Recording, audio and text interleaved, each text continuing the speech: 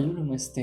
मेरा नाम है आशुतोष। देखो, आज मैं आपसे थोड़ी बातें करने वाला हूँ। मैं चाहता हूँ जो गलती मैंने किया, आज मेरे को ऐसी बहुत सारी चीज़ें जिनका मेरे को आज रिग्रेट होता है। तो मैं अपनी उन बातों को आपसे शेयर करना चाहता हूँ कि आप भी मेरी तरह जैसे आज मैं रिग्रेट कर रहा हूँ, आप रिग्रेट ना करो।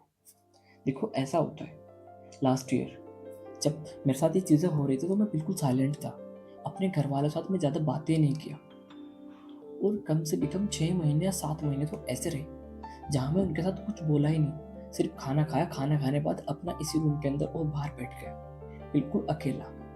और उस चक्कर में जो मेरे फैमिली मेंबर थे, खासकर मेरी मम्मी से, वो बहुत बहुत बहुत ज़्यादा परेशान रही। अब जा कर के होश आया तो अब मेरे को कभी भी ये बात माइंड में आ जाती कि यार तूने उनको इतना परेशान क्यों किया था। तूने अपने जो तेरे फैमिली मेंबर उनको इतना परेशान क्यों किया।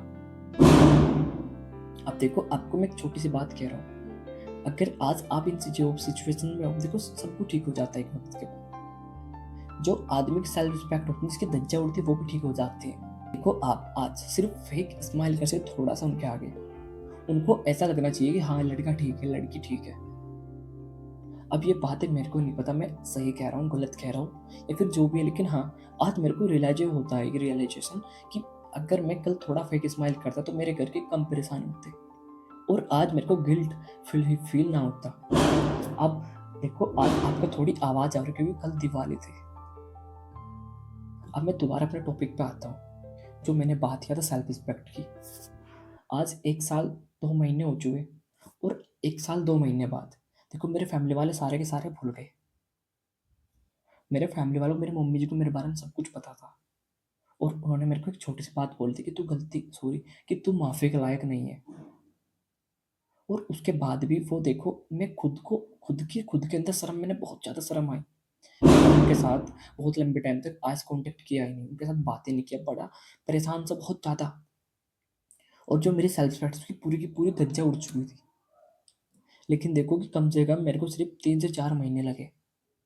6 महीने बाद तो ऐसा था कि वो कहा मैं ही उनके साथ खुल के बोलने लगा। एक कहावत है, अगर किसी के बच्चे पे फूल भी फेंक के मारोगे तो माँ बाप तब भी बगावत करेंगे।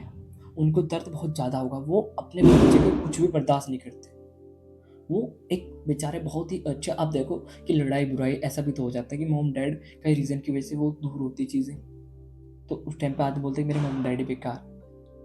लेकिन ओवरऑल बाद में हर किसी को समझ में आ जाता है कि नहीं, वो जैसे कैसे बेचारे अच्छे हैं। इन चीज़ों का रिलीजन किसी को पहले हो जाता है, किसी कुछ टाइम बाद, किसी कुछ टाइम बाद, किसी उनके जाने के बाद, लेकिन हाँ, हर किसी को रियलाइजेशन होता जरूर है। तो मेरे को तो फिलहाल हो चुका, तो इसलिए अब मेरे को रिग्रेट होता रहता है। अब फेक स्माइल का मतलब ये नहीं है, फेक स्माइल का कि आदमी इमोशंस को एक्सप्रेस ना करे। कोई एक दो यार दोस्त हो, उसके साथ बातें कर लो, जो भी है। आदमी परेशान तो देखो, पेन उसका तो कोई रिप्लेसमेंट है नहीं, उसको कोई भी चीज़ कम नहीं कर सकती। वो तो वक्त वक्त ही ठीक करेगा, और ऊपर वाला।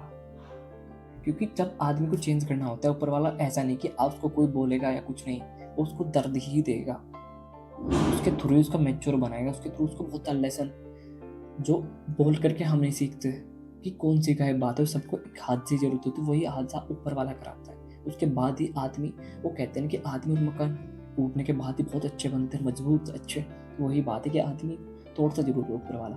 एक बार तो लाइफ में, पता नहीं कि किस तरह से तोड़ता, लेकिन हाँ तोड़ता जरूर है ऊपर वाला, बिल्कुल तोड़ता है। चलो इन बातों का भी फिर से करते हैं। अब मैं तो एक, जो मैंने बातें की कि किसी का यार तो उनके साथ बातें करो, उसके साथ साथ आदमी क्या होता है, चलो यार दोस्त नहीं, एक बात है, जो बंदा भगवान के साथ बातें कर रहा है उसको कभी भी रिग्रेट नहीं होगा कि उसने, जब आदमी का उस टाइम पे ना, जो आदमी का माइंड है शायद वो 10 या 15 या 20% काम करता है, उसके ज़्यादा नहीं। वो पता नहीं, जो उसके शब्द होंगे वो भी कुछ अलग ही बातें करेगा।